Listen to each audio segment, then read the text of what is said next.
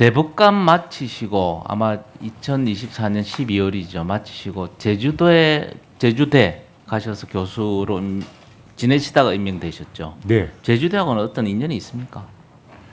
저랑 법원에서 근무 인연이 있었던 그때 부장판사 때 한 2년. 네네 근무 인연이 제주도에. 있었던 교수님이 권유해서 아, 그렇습니까? 그래서 저는 보통 이제 대법관으로 마치시고 나가면 로펌이나 개인 변호사 사무실을 아마 개업을 하는 게 상례인데 대학 교수로 가셨단 말입니다. 근데 그때 상황들이 보면 탄핵 전국 상황이라 정치적으로 여러 가지 혼란기기도 하고 또 혹시 저는 생각에 이런 어떤 정치적인 상황을 예상을 해서 별 문제 없는 대학 교수로 간 거 아니냐 뭐 그런 의문도 있거든요. 어떻습니까? 지난 대법관 청문회에서 제가 위원님들 앞에 약속한 게 있습니다. 영리 목적의 변호사 활동하지 않는다라고 했기 때문에 저에게 선택지는 사실 뭐 알겠습니다. 예.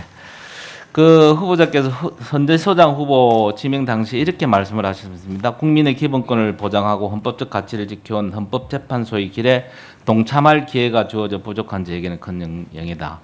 그러니까 이게 이제 후보자가 지명된 배경을 보면 그렇게 영예스러운 일이고 또 영예로운 과정을 거친지 의구점 좀 가지는 부분입니다. 우리 임명관 이재명 대통령과는 어떤 인연이 계기가 된 겁니까? 제가 보기에는 2020년 이재명 대통령이 공직선거법 위반 사건과 관련해서 무죄 판결, 무죄 의견을 내신 걸로 해서 인연이 있는 걸로 보이는데 어떻습니까? 그 전에도 인연이 있습니까? 개인적 인연은 없습니다. 네. 그때 재판부 판결을 요약해 보면 TV 토론에서 정치인이 하는 소극적인 거짓말은 어느 정도 허용이 될 수 있다 이런 의미로 말씀을 하신 걸로 의견을 낸 걸로 알고 있습니다. 지금도 그 소신에 변함이 없습니까? 거짓말이 허용된다는 적극적 의미를 담은 결정은 아니고요. 네, 그런 취지로 저는 판단하지 않았다는 말씀 올리고 싶습니다. 물론 뭐 대법원 판결은 제가 존중합니다만 당시 대법관들의 의견도 7대5 정도로 팽팽하게 나눠져 있고 국민들께서는 여전히 거짓말을 해도 되나 뭐 그런 식으로 인식이 돼서 납득 못하는 국민들이 많다는 말씀을 드리는데 그래서 한간에서는 이 판결로 우리 후보자께서 이재명 대통령을 정치적 성명을 한번 구하셨다.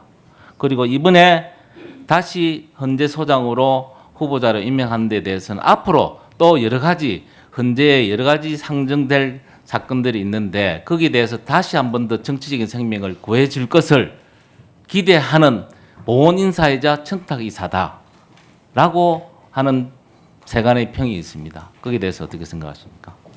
종전 대법원 판결에 제가 담았던 생각은 그 사안의 법리적 쟁점에 대한 판단의 결과로 나온 거라는 점을 위원님에게 거듭 강조해서 말씀드리고요. 그런 우려에 대해서 늘 의식하고 경계하도록 하겠습니다. 그런데 만약에 우리 이재명 대통령이 그때 공직선거법 때 우리 후보자를 무죄 의견을 안 냈으면 헌재 소장으로 지명을 하셨겠느냐?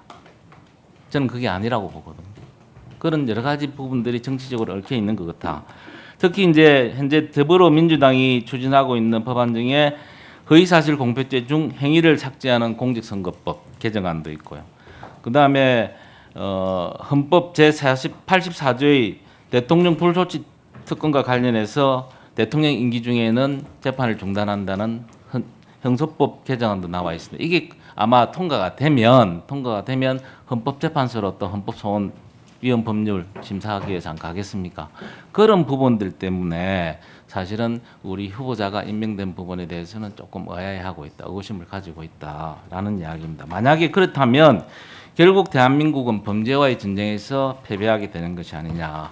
오직 한 사람을 위한 입법으로 위인설관을 넘어서 위인설법까지 되는 그런 형국이 될 수 있다라는 말씀을 먼저 드립니다. 그리고 후보자님, 누구도 자기 사건에서 재판관이 될 수 없다는 말은 들어보셨죠? 네. 뭐 늘상 그런 네.